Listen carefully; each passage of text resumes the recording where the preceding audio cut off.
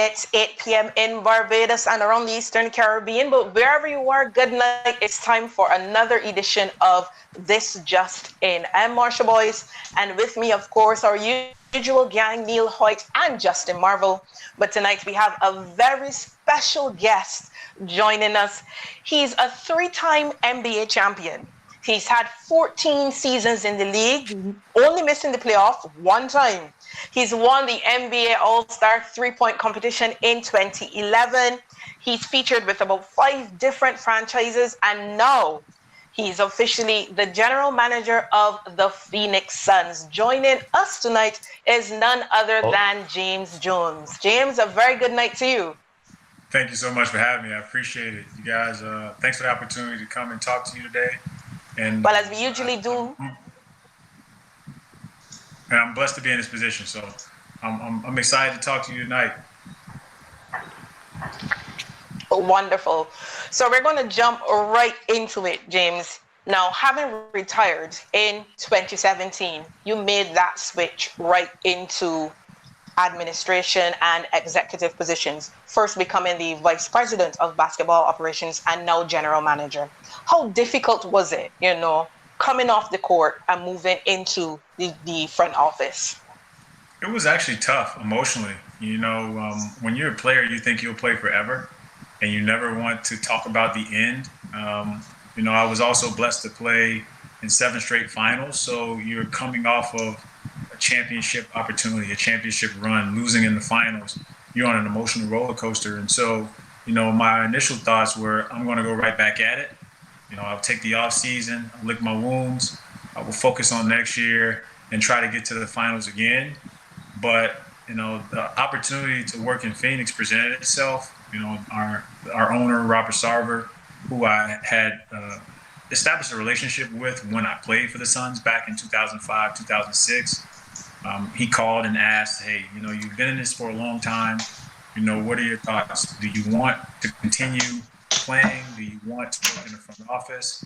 If so, we'd love to have you in Phoenix. And my initial reaction was, I'm not ready for it. But when I thought about it, my goal had always been to play 15 years in the NBA. I played 14 years, and I just thought coming to Phoenix was going to be an opportunity I couldn't pass up. Marsha already mentioned, James, you winning that 2011 three-point contest. But you also, as you just mentioned, featured in 7 straight finals with LeBron. And also you would have played next to Steve Nash in that 7 seconds or less Phoenix Suns offense with D'Antoni. So for you, what was the highlight or the moment that you cherish most about your NBA playing career? Well, I'm from Miami, and in 2010, I had a chance to go back home to Miami. I was back in Miami in 2008, and in 2010, as a free agent, I had a chance to stay with Miami as they built the Big Three, or leave. And I chose to stay because I wanted to win a championship at home. Every kid grows up dreaming and hoping that they can become a champion or achieve at the highest levels at home, in front of their family, in front of the community that supported them. And so being able to stay in Miami and win a three-point contest, win a couple championships, that was the highlight for me, because you can't write a better storybook ending for a kid from Miami than to play for the team that he grew up watching. And a lot of people don't know, I grew up a Miami Heat fan, but I didn't get a chance to attend a Miami Heat game until I was an adult, until I was beyond college. And so that's pretty special to think about how that experience inspired me. And I was able to achieve a dream that as a kid, I would have never thought was possible.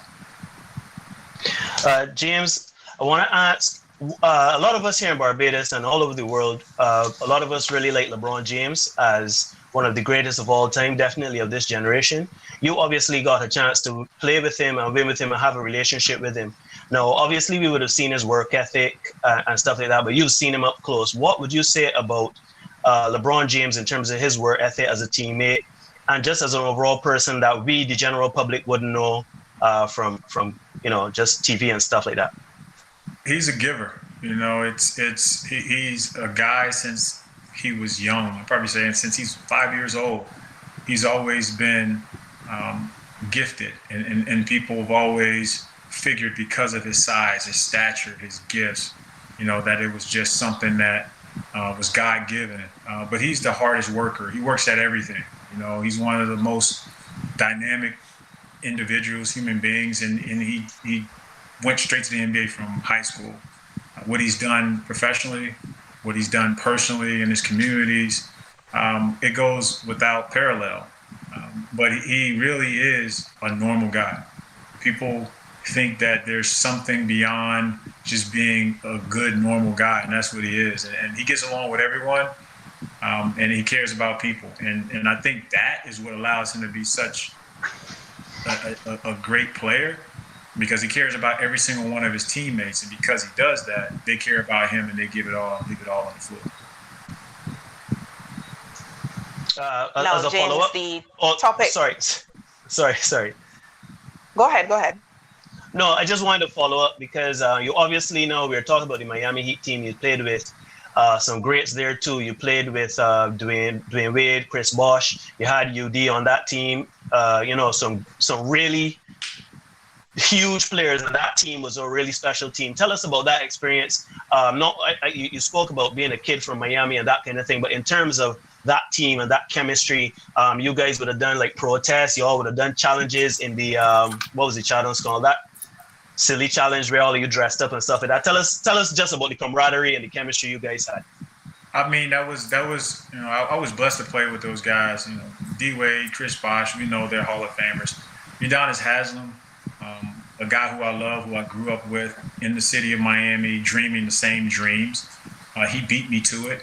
He went and played for the Miami Heat first, and he's going to beat me to that dream of being a player that has his number retired in the Raptors in Miami.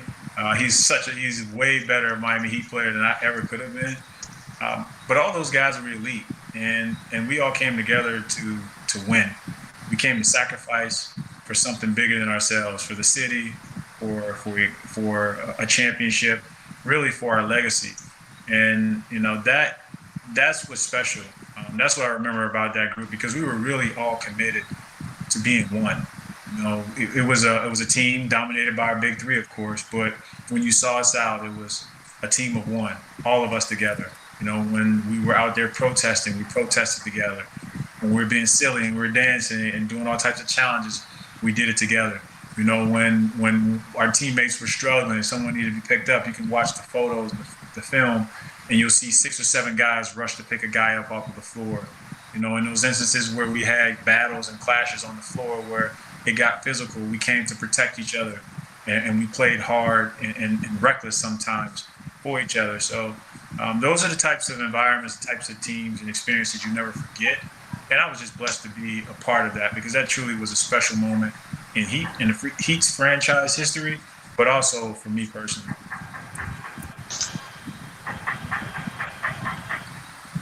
Go ahead, Marcia. I know you had something there. Now, James, the sporting world is looking to return to action. Yes, the sporting world is looking to return to action in this post-COVID scenario. And the NBA, of course, gearing up for a July restart. Now, in terms of the proposal with this 22-team resumption, what are your thoughts on that? I mean, we're in that window of teams that have a chance to play. And I'm excited, and our players are excited to continue to play the game they love. We're in a situation that no one ever envisioned. COVID has totally turned our business, our league, just the whole world upside down. And to be able to come back and play and represent the NBA, but more importantly, represent the fans and the people that support us, is pretty special, because people need something to cheer for. They need something inspiring.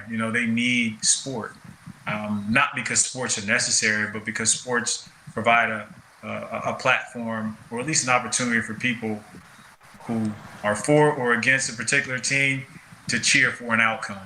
And so we're anxious to get back to it. It'll be challenging, but I trust our NBA teams, our NBA leadership. I trust the NBA, which they've done such a tremendous job navigating through this. I truly trust them to make sure that this thing comes off the right way. So I'm getting from that, James, that you are in favor of the 22-team restart. So what are some of the biggest logistical challenges that your franchise and other franchises have had in getting your players ready and just making a move to Orlando for next month?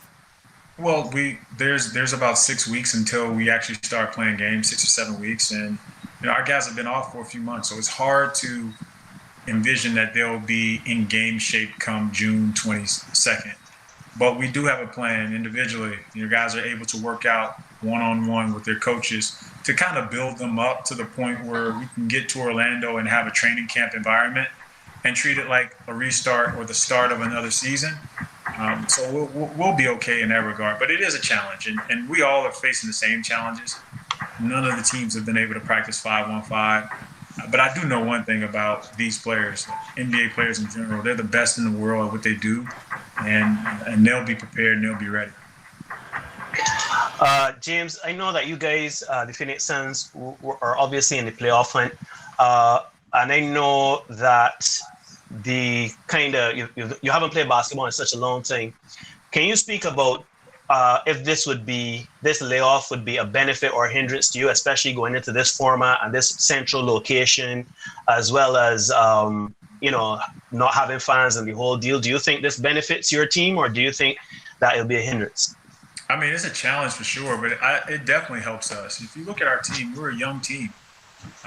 We're a team of young players that really haven't been in very many high-pressure, challenging situations. And this is a challenge. You're talking about being, quote-unquote, in the bubble for 5 to 6 weeks. You're talking about a playoff chase, a playoff hunt, potential to play a play-in game. You have 8 games to do so. So there's a lot at stake, and there's a lot to be excited about, because if you're able to go there and do some of these things, win some games, build some chemistry, build some momentum, you're talking about taking this into the offseason. And that's where young teams get better in the offseason. Sorry, Marsha, I know you want to jump in here, but as a Phoenix fan, I have to ask certain things.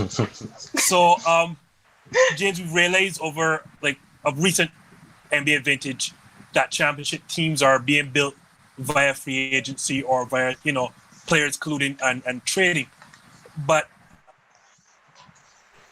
we haven't had a major free agent since Steve Nash. So two-part question I want to pose to you. Do you see a situation where Phoenix can win without being major players in free agency? And if not, then how does Phoenix return to being a major free agent player? Well, I do think we can be a major player in free agency. And more importantly, I do think you can win without acquiring or chasing a big free agent. The NBA landscape has changed over years. If you look at the free agents that are the marquee big name free agents, guys, those few free agents have dominated the NBA. And so it's not as if every team that signs a big name free agent gets a chance. Some sign big name free agents and they're trying to trade them in a couple of years. For us, it's building a team, a foundation of If you don't want to call him Knicks, it's no problem. I will call him Knicks for you, but go ahead. It's more about building a foundation, a culture of winning.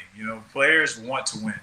And usually they'll either pool up together because they think that gives them the best chance to win, or they will go to a team or an environment, a franchise that is winning, where they feel like they can be the last piece to the puzzle. And so we're trying to build a foundation. We have young players that are getting better. We have young players that we believe in. We have young players that are pretty good. And no team stays on top forever. The young guys eventually become the veterans and the best players in the league. And we think we have a couple of those guys on our roster, guys that have the potential and the destiny to become really good players, top-level players in the NBA.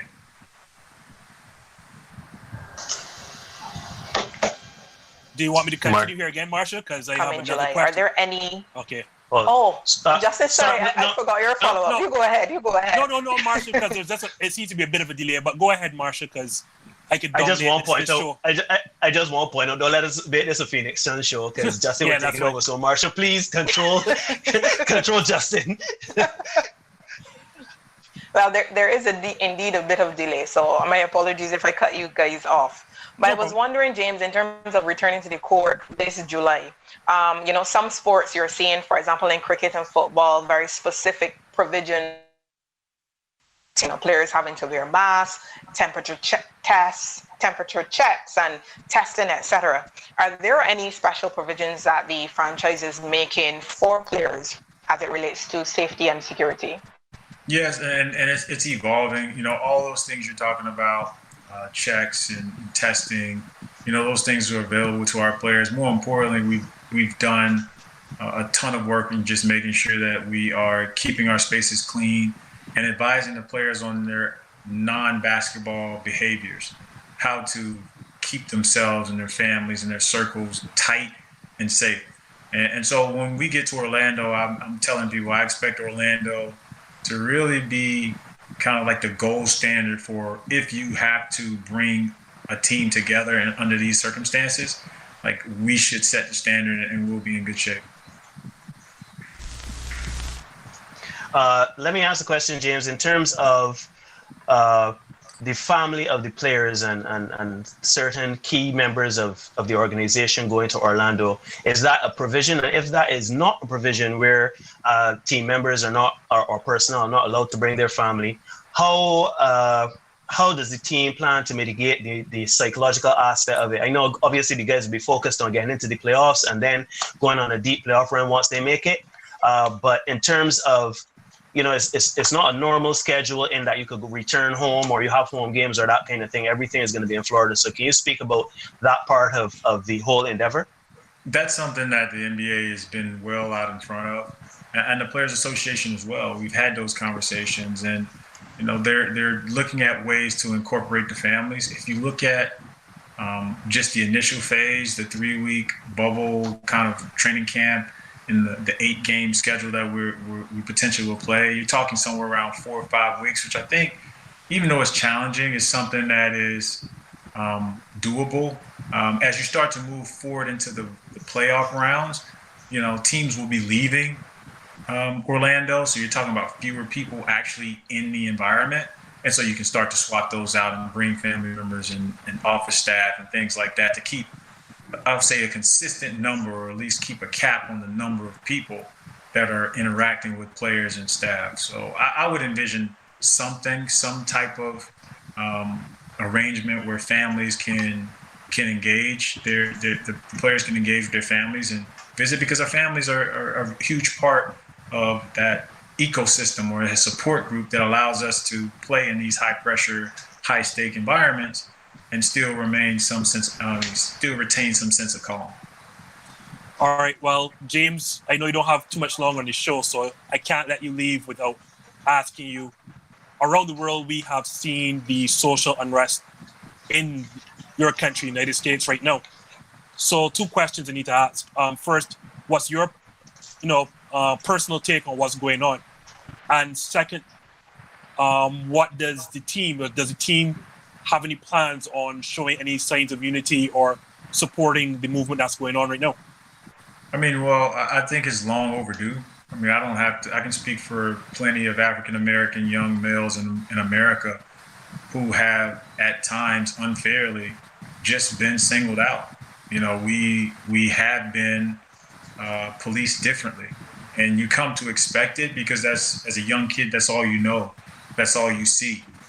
But it's a problem that we have kind of just glossed over for far too long, and unfortunately, it takes extreme circumstances where some young men, some young women have to lose their lives in order for people to recognize that being Black in America, being Black in these communities is different. And so, I agree wholeheartedly that it's been beyond the time for change. But at least we're starting to see people mobilize and accept that things have to change, that Black lives do matter, and that Black communities have for too long, been subject to discrimination and racism. That's just the reality.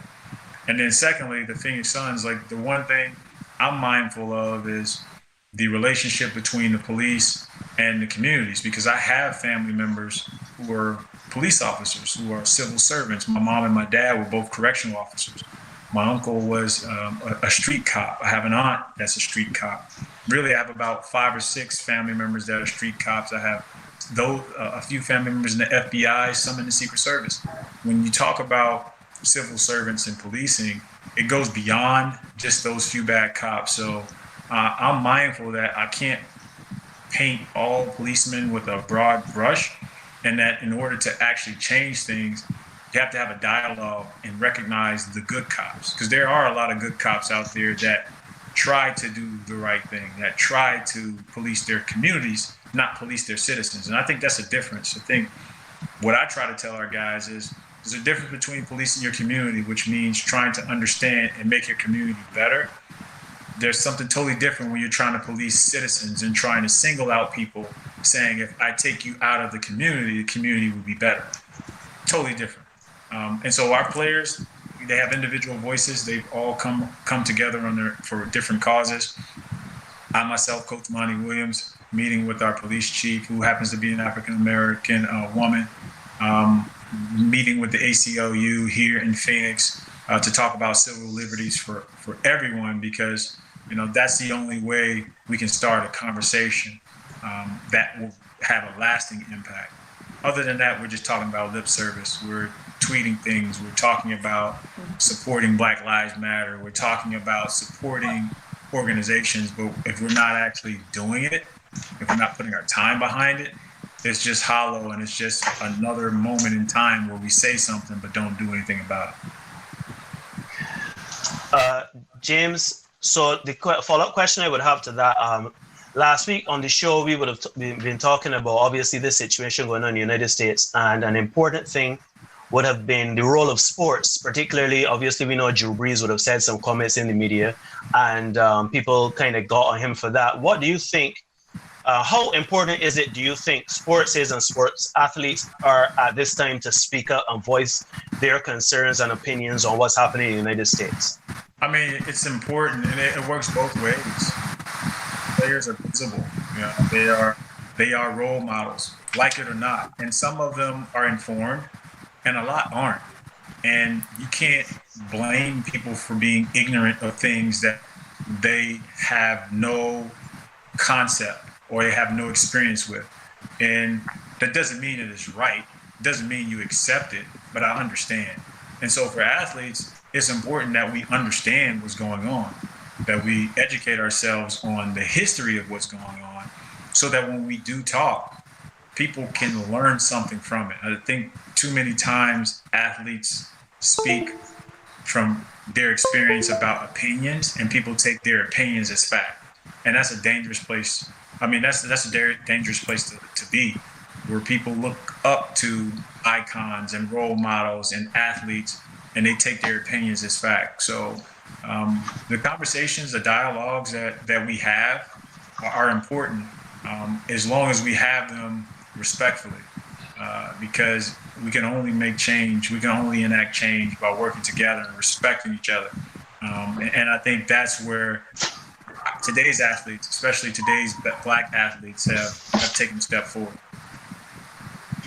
Well, James, thank you so very much for joining us. I know your time is a bit short, but we are happy to have you here, and I'm sure our viewers also would have been glad to just hear your thoughts and get that inside look, not only as a Black man in America, but also preparing for the NBA, all that is entailed in that. So James Jones, Phoenix Suns general manager and former 3-time champ in the NBA, thank you so much for joining us. Thank you so much. I appreciate it. Thanks, James. Just one last thing I have to say. One thing that people always say here in Barbados is that LeBron James would not have been a champion without you. Just had to throw that in there. Without a doubt. Right. And I'm putting you on the spot, James. We have Devin Booker for a while. He's not been in the playoffs since we drafted him in 2015, so we got to get there, James. That's the plan. We have to. That's you can only win a title by going to the playoffs. And my hope and my goal is that these guys will get a chance to experience what I experienced as a player, which is the ultimate high of playing for a title. Okay. Well, thanks again for coming on, and hopefully we'll get you on when you're in Orlando or some other time. So thanks again for your time, James.